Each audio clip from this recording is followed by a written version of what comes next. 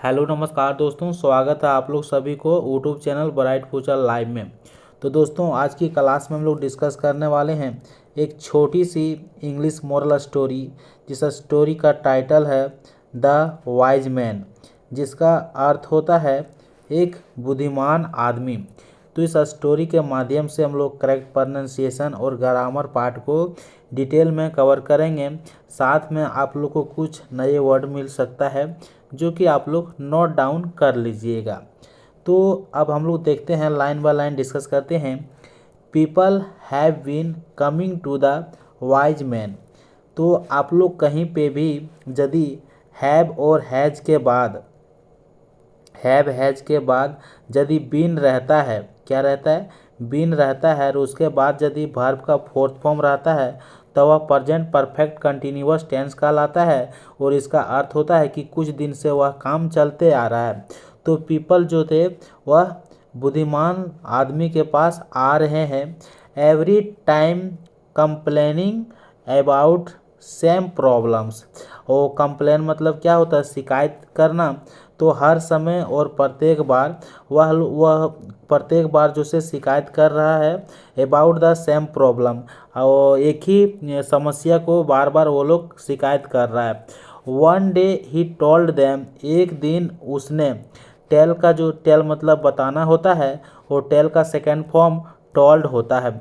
तो एक दिन उसने बताया, देम मतलब उन लोगों को, दे मतलब होता है वे लोग, और इसका ऑब्जेक्ट जो होता है वह देम होता है, यानी कि राजा यानी कि बुद्धिमान आदमी जो था उसके लिए ही यूज किया गया है।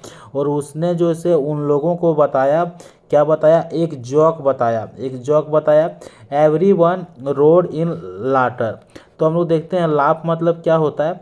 तो लाफ मतलब होता है हंसना, तो लाटर मतलब क्या होता है, यानी कि हंसा। तो वो लोग जो से एवरी वन रोड इन लाटर, हर आदमी जो था हंस पड़ा जब उसने जोक सुना। जब वह जोक राजा ने बताया, बोला कि उसने क्या बताया, एक जोक बताया, तब एवरी वन रोड इन लाटर, यानी कि जितना भी थे हर आदमी हंस पड़ा। आफ्टर या कपल ऑफ मिनट्स, तो कहीं भी आप लोग को देखने को मिलेगा या कपल ऑफ डे, इसका अर्थ होता है एक दो दिन, जैसे कि बोलेंगे या कपल ऑफ डे मतलब एक दो दिन।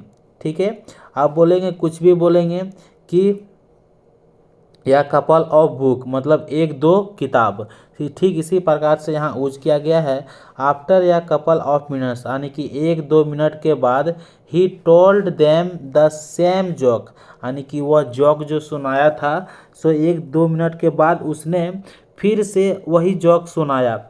ओनली या फ्यू ऑफ देम स्माइल्ड, और उनमें से केवल कुछ ही आदमी मुस्कुराया। When he told the same joke for the third time, जब उसने सेम जोक वही जोक सुनाया तीसरी बार, no one laughed any more.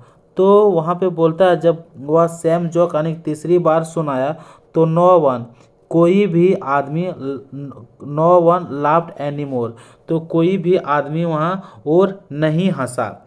The wise man smiled and said, तब वह आदमी मुस्कुराया और कहा, you can't laugh at the same joke over and over. बोलता है कि आप लोग हंस नहीं सकते हैं एट द सेम जोक्स, एक ही जोक पर ओवर एंड ओवर बार बार। So why are you always crying about the same problem. तो आप लोग जो है सो हमेशा क्यों रो रहे हो, सेम क्वेश्चन यानी कि सेम समस्या को लेकर आप लोग क्यों रो रहे हो। तो इस स्टोरी का मतलब यही हुआ। तो इस स्टोरी का मतलब हुआ कि जैसे कि जो बुद्धिमान आदमी था उसके पास कई सारे लोग आ रहे थे कंप्लेन यानी कि शिकायत करने के लिए, बार बार एक ही क्वेश्चन को यानी कि एक ही समस्या को लेकर बार बार शिकायत करने आ रहे थे। तो बस उस राजा ने दिमाग लगाया और उसने एक जोक सुनाया, और एक ही जोक को वह 3 बार सुनाया। जब फर्स्ट बार सुनाया तो सभी लोग हंस पड़ा। जब वह दूसरा बार सुनाया तो थोड़ा बहुत उनमें से हंसा, लेकिन जब वह तीसरा बार सुनाया तो कोई भी नहीं हंसा।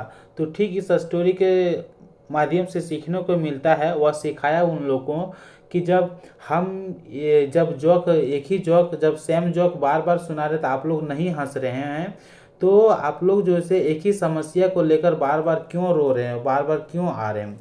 तो इस स्टोरी को माध्यम से यही निकला।